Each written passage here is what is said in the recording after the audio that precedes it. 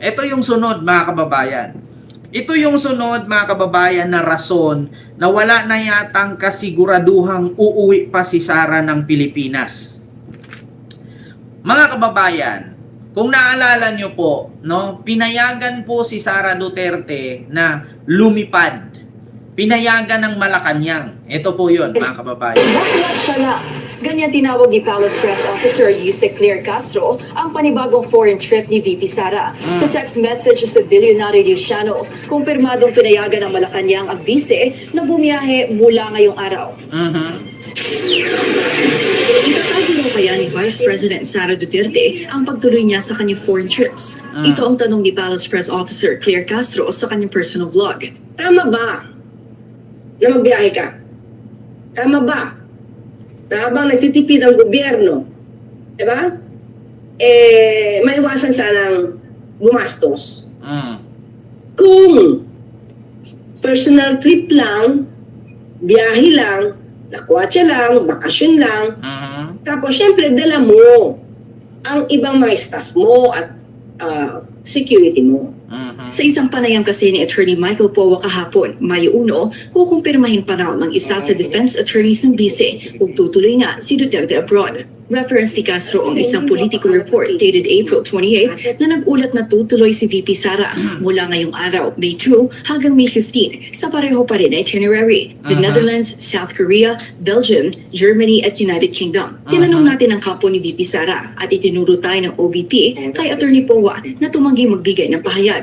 Hindi naman daw kasi siya ang spokesperson ng OVP, bagkus siya ay defense lawyer ng Vice Presidente. Sa vlog ni Castro, inungkat nito ang recent activities ng OVP at napansin ang April 29 engagement ng Vice, ang parehong araw na pinabotohan kung may probable cause ang impeachment complaints laban sa kanya. Hindi siya dumalo sa hearing, dumalo siya sa pop-up exhibit sa Laguna. Siyempre, maraming tao yan Marami ang tao dito. Butante yan mga ka-clear. Talagang dapat niyang puntahan. Dapat niya talagang unahin pala to. Okay, nasaan pa ang trabaho niya?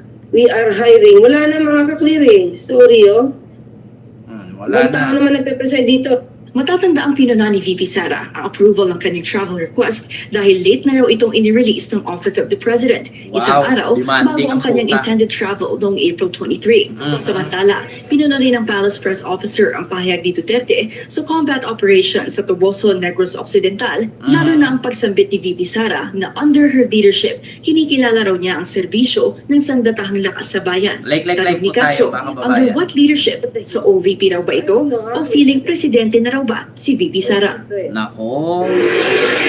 Ayon sa Office of the Vice President, wala pang kumpirmasyon kung lilipad ang Vice Presidente ngayong araw. Ando na, nakalipad na. So ngayon mga kababayan, nalaman nyo, lumipad na, nakaalis na ang Gaga.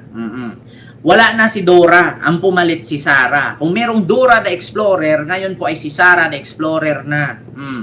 So ngayon mga kababayan, eto na nga, ang tanong, uuwi pa ba siya? Mga kababayan, may balak pa bang uuwi o may balak ng mag-asylum? O makipagkita kay Saldico? Kasi ganito po mga kababayan. Bakit? Mga kababayan, kakasuhan po ng 3 counts sa pagbabanta or death threat si Sara, no, na inirekomenda ng NBI, 3 counts. Biruin nyo mga kababayan, 3 counts ng murder. 3 counts. Pareho sila ng tatay niya. Yung tatay niya 3 counts din. Sa kanya 3 counts din. O ngayon mga kababayan, do you think si Sara uuwi pa? Kasi pag uuwi siya, warrant na ang sunod nito eh. Itong 3 counts na to, warrant na ang sunod nito. Mga kababayan. Kaya ang tanong ngayon, uuwi pa kaya siya? Ito, pakinggan ninyo, mga kababayan. Inirekomenda ng National Bureau of Investigation o NBI ang pagsasampa ng 3 counts ng grave threats at 1 count ng inciting to sedition laban sa Vice Presidente Sara Duterte. Ngayon mga kababayan, 3 counts ng crimes. Krimen yan, mga kababayan. Do you think uuwi pa siya? Do you think babalik pa si Sara? Kasi kung babalik siya mga kababayan, kulong siya eh. Kung babalik siya dito, automatic kulong yan. Maniwala kayo sa akin mga kababayan. May balak pa bang uuwi? 3 counts ng death threat o murder ang kakaharapin niya ngayon. Walang kinalaman sa yan mga kababayan, walang kinalaman yan sa impeachment niya. Iba yung process ng impeachment. Sige, doon na tayo sa salitang isa yan sa tinalakay sa impeachment, yung pagbanta niya kay PBBM, kay Lisa at kay Martin. Pero mga kababayan, no? Ang ano kasi diyan is inirecommend yan ng NBI. Hindi siya part, ang kaso na yan mga kababayan ay hindi siya part ng impeachment. Hiwalay po siya, mga kababayan. Wait lang nga mga kababayan. Hiwalay po siya sa kaso. Hindi siya party ng impeachment complaint. Pero doon siya sa impeachment trial nakita ng NBI at doon nakakuha ng idea ang NBI para kasuhan siya ng 3 counts. Nako, mga kababayan. Wait lang po ha. Yung upuan ko kasi is natanggal. Ayan, okay na siya. So ngayon mga kababayan, yan na ngayon ang problema ni Sara. 3 counts. Hiwalay ito sa impeachment ha. Pero doon to nalaman ng NBI sa impeachment hearing sa Congress na kung saan nandoon nga si Attorney Milvin Matibag. Mga kababayan, kung naalala ninyo si Milvin Matibag nga, may mga kasama doon nag-present patungkol dito sa pagbabanta ni Sara, pagsasabi niya ng putang ina ninyong lahat. Makita nyo naman, Martin Romualdez, Lisa Marcos, Bongbong Marcos. Ayan, nakita nyo. So doon mga kababayan, hindi naman po natin kaligtaan, ito pong si Attorney Milvin Matibag ay isang abogado, alam po niya kung ano yung crimes, no? So mismong NBI na po ang gumawa ng kaso laban kay Sara mga kababayan. Hiwalay po ito sa impeachment, paalala lang. Yung impeachment hearing ni Sara or trial hindi pa tapos. Pero itong 3 counts na irekomenda ng NBI na ikaso kay Sara, sa NBI to galing. Mga kababayan, mas mabilis pa to sa kidlat. Kung ang kanyang impeachment, matagal pa yan eh. Baka nga June pa yan maumpisahan. Pero itong 3 kaso na inirekomenda ng NBI, na kababayan, mas mabilis to kaysa sa impeachment. Ulitin ko ha. Ito. Dito tayo, ayan. Inirekomenda ng National Bureau of Investigation o NBI ang pagsasampa ng 3 counts ng grave threats at 1 count ng inciting to sedition laban sa Vice Presidente Sara Duterte. Patay ka Ayon niya. sa NBI, hindi katanggap-tanggap ang depensa ng Vice Presidente na conditional lamang ang kanyang banta dahil malinaw umano ang intensyon nitong manakot at magpahayag ng seryosong panganib laban sa matataas na opisyal. Hala. Batay sa investigasyon, ang mga naging pahayag ni Duterte laban kay Pangulong Ferdinand Marcos Jr. ay itinuturing na pang-udyok sa publiko upang mag-alsa o magkaroon ng kawalan ng tiwala sa kasalukuyang gobyerno. So klarong-klaro mga kababayan, kasi kung naalala ninyo, mayroong isang lalaki nag-post nga lang sa Facebook. Tapos binilugan niya ang ulo ni BBM, tapos sabi niya headshot. O di ba naalala niyo, inaresto? So unfair naman doon sa taong nagbilog ng ulo ni PBBM tapos nilagyan ng caption na headshot na inaresto siya, samantalang si Sara hindi. So ngayon mga kababayan, sabi ko nga sa inyo, kapag ka ito'y naikaso na ng NBI, mga kababayan, automatic ito mabilis. Mas mauna pa itong kasong ito at mas mauna pang arestuhin si Sara dito. Kasi bakit? Kung naalala nyo si Jason Sa, kung naalala nyo si Eric Celes at saka si Jack Argota, naalala nyo nagpakalat sila ng fake news, pinatawag sila ng NBI tapos nilagay na agad sa DOJ yung kaso. Naalala nyo? Hindi ngayon si Jason Sa ilang araw lang dampot na. Kaya sabi ko sa inyo mga kababayan, hindi aabot ng katapusan ng May or June si Sara magkaroon ng waran. Ako advance ako mag-isip pa kasi kung naalala ninyo, hindi po umabot ng 1 buwan yung issue kay Jack Argota na pagpapakalat nila ng maling informasyon patungkol sa health ni PBBM ay inaresto si Jason Sa. So may possibility na itong i-recommendang kaso ng NBI na 3 counts ng grave threat at sedition, may possibility malayo lang 1 buwan, may warrant si Sara dito. Mga kababayan, may warrant siya dyan. Tandaan ninyo mga kababayan, itong iba sa mga kaso dito non-bailable. Di ko lang alam yung inciting to sedition kung may bail yan kasi si Pokis nakapagpiansa eh. Mga kababayan, yan ang aking naiisip ngayon na baka nga hindi na uuwi si Sara. Kasi bakit? Mabilis pa sa kidlat itong NBI gumalaw ngayon mga kababayan. Ulitin ko sa inyo si Jack Argota kamakailan lang pinatawag sa NBI. Kamakailan lang pinatawag sa NBI. Tapos isinuplong niya si Eric Celis daw at si Jason sa ang pasimuno ng fake news. Tapos magulat tayo, ipinasa ng NBI sa DOJ ang kaso, nai-warrant na agad, inaresto si Jason sa. So, malayo pa sa katotohanan, mga kababayan, na hindi mangyari, na hindi makasuhan si Sara, mangyari talaga yan. Mga kababayan, mabilis pa sa kidlat ang NBI gumalaw ngayon. Sabi ko sa inyo, matapang si Melvin Matibag. Kung napanood nyo, may mga video na hinahamon niya sino ba yung hinamon ni Melvin Matibag na sparring.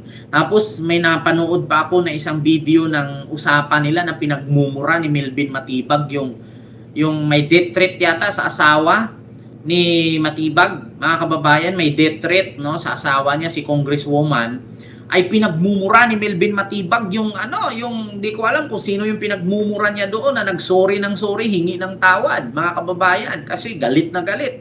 Matapang si Melvin Matibag, mga kababayan, ako na nagsabi sa inyo. Kaya sabi pa naman ni Melvin Matibag, wala akong pakialam kung kaibigan kita noon or kakilala kita. Ang sa akin lang, trabaho lang, walang personalan. Nako, mga kababayan, bakit pa kasi nila pinaalis? Sabi ni Sir Vince Del Santo. Babalik yan, i-deport ng government ng Europe. Kung nasa Europe siya, i-deport yan. Sabi ko sa inyo mga kababayan, dapat mag-file ng civil lawsuit si Carandang against sa state ni Duterte para mapawalang benefits niya. Para nawalang benefits niya. Hindi, meron na po, pinapabalik na po mga kababayan yung mga benefits ni Carandang, lahat pinapabalik na ng Korte Suprema, pati yung kanyang mga retirement.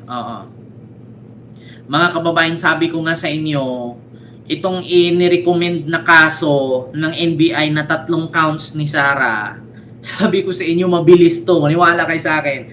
2-3 linggo magkakawaran si Sara. Mark my word. 2 linggo, 3 linggo, or malayo lang 1 buwan, magkakaroon ng warrant si Sara. Continue. Gagamitin naman ng House Committee on Justice ang ulat na ito bilang mabigat na ebidensya sa kinakaharap na reklamong impeachment ng Vice Presidente. So, yung inirecommend na kaso ng NBI, mga kababayan, kung halimbawa i-file nila yan sa DOJ, kasi pagbabanta kay PBBM yan, dati pa yan Bakit, mga kababayan? Dapat dati pa yan na hindi pa ito na ipasok sa impeachment complaint Yung pagbabanta ni Sara, meron na yan Ang tanong ko lang, nasaan yan? Di ba si Jaime Santiago yon, yung dating NBI director? Bakit pala walang nangyari doon? Di ba mga kababayan, di ba dapat arestuhin na dapat yan si Sara niyan? Kasi di ba naalala nyo yung lalaki na nag-post ng headshot kay PBBM? Headshot, sabing ganon. Di ba dinampot nila? Bakit si Sara hindi nila dinampot? Di ba? Bakit pala hindi nila dinampot? Ma'am Rancel, hello po. Tanong ko lang, bakit hindi nila dinampot? Yung lalaki nag-post lang. Nag-post lang, dinampot. Samantalang si Sara, death threat na, may nakausap na ng killer, hindi dinampot. Yun nga ang mahirap kay Jaime Santiago Puti yata bayag nun Diba? Yun ang mahirap sa kanila. Dapat nga inaresto na agad to si Sara Pero inyo, yung lalaki, yung teacher nga, ang sabi, sino makapatay kay Duterte, bigyan ko 50 million, putang ina, dinampot. Diba? Oo. Sino daw makapatay kay Duterte? Samantalang si Sara, Dahil busy kasi si Sara. Nako, Sir Vince Del Santo, walang busy-busy dyan. Walang kung anong posisyon. Yeah. Nako, ang hirap lang kasi. Ngayon, si Matibag, di ko lang alam, no? Di natin alam. Siyempre, BP, ay hindi pwedeng ganun. Ma'am Arlene Muruliano, putang ina. So, ibig sabihin pala, pag Vice President ka, okay lang okay lang magbanta. Pero pag ordinaryong tao ka, mag-post ka lang sa Facebook, dampot agad. Ay, putang ina, kung ako ganun. Pag ako ganun, mag-post din ako pala. Sabihin ko, patayin ko si ganito. Pag ako dinampot, sasabihin ko, putang ina ninyo, pagbabarilan mo na tayo. Bakit? Si Sara nga, hindi dinampot eh. So, ganun na ba? Ganun na ba talaga? Basta Vice President, hindi dinadampot? Kapag kami ordinaryong tao, putang ina, magnakaw ka naman ka, nakukulong. Samantalang si Digong, bilyon-bilyon yung ninakaw, putang ina. Sa bagay, nakulong naman kasi, karma. Di ba? Yan ang mahirap, mga kababayan. Yan ang mahirap ng batas natin. Kapag kasi Sara Duterte, kasi Vice President, hindi dinadampot. Pero yung lalaking nag-post lang ng ulo ni PBBM ng headshot, putang ina, dinampot. Yan din, ako po yung nanawagan sa NBI, no, na sana hindi na ganun, no, hindi katulad noon. 'Di ba? Mga kababayan, sana hindi katulad kay kay Jaime Santiago, na puro kwento, walang kwenta. 'Di ba? Mga kababayan, naawa ako doon sa lalaking nag-post ng headshot. Dinampot ni Jaime Santiago, pinadampot. Yung babaeng nag-post ng fake news, pinadampot niya. Yung vlogger na taga Cebu, pinadampot niya. Putang ina si Sara, pinagbantaan ni si Martin, si Lisa, si BBM. Putang ina si Jaime Santiago, si Ipir ang bunganga. Anyari, Jaime? Anyari? Ngayon, nagtatanim ka na ng gulay dyan sa probinsya, nag-alaga ka na ng kambing at kalabaw, baboy, kung ano-ano pa. Diba?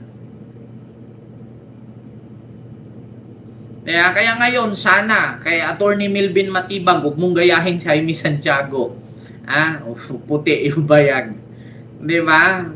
Dapat nga, ito, yung kay Basti nga, na ang sabi, isa lang naman kailangan namin ang ulo ni Bongbong Marcos. Asa na yun? Dapat dampot na agad yan eh. Di ba? Kapag ordinaryong tao, dampot putang ina. Itong mga politikong magnanakaw na to, may posisyon lang sa gobyerno, putang ina nyo. Huwag niyong pangarapin, maging politician ako, tablahin ko kayong lahat. Kailangan pala natin, mga kababayan, pumasok tayo sa politika. Kailangan pala natin magkaroon tayo ng posisyon sa politika. Putang ina, pag ako nagkaroon ng posisyon sa politika, ubusin ko kayong lahat, mga animal kayo. Di ba? Mga kababayan, pag ako nagkaroon ng posisyon sa politika someday, putang ina, ubusin ko talaga kay lahat. Maniwala kayo sa akin. Mas masaklap pa ako kay Digong. Pero may due process. Mas masaklap pa ako kay Digong. Maniwala kayo sa akin. Yung Digong kasi kwento lang yun eh. Tapos ang pinapatay niya kapag kaibigan niya, ligtas eh. Pagkaaway niya, patay eh. Ako hindi. Wala akong kaibigan. At iiwasan ko magkaroon ng kaibigan. Sabi ko sa inyo, mga kababayan, wag nilang pangarapin makapasok ako sa politika. Putang ina, ubusin ko talaga sila lahat. Nako, maniwala kayo sa akin, mga kababayan. Kung may matapang na Miriam Santiago, kung may matapang di umanong Digong, putang ina, ibahin nyo si Ken. Pag ako talaga magkaroon ng posisyon sa gobyerno, ubusin ko talaga kay lahat. Wag lang akong mapatong bilang DILG secretary. Naku po, ubus kayo sa akin lahat. Diba? Yun po yun, mga kababayan. Oo ma'am, si Jaime po yun, yung dating NBI director na katagal-tagal ni Sara, pinapapunta nila sa opisina di umano, wala naman dinampot. Tapos pinatawag lang nila ng pinatawag, hindi man lang, di ba? Diyos mio Marimar. Kaya yun po yun, mga kababayan. Kaya ang rason ngayon, uuwi pa kaya si Sara, may 3 kaso na siya sa NBI na nirekomenda. 3 counts ng grave threat at inciting to sedition. 2 grave threat at 1 inciting to sedition. Diba? So, yun po yun, mga kababayan.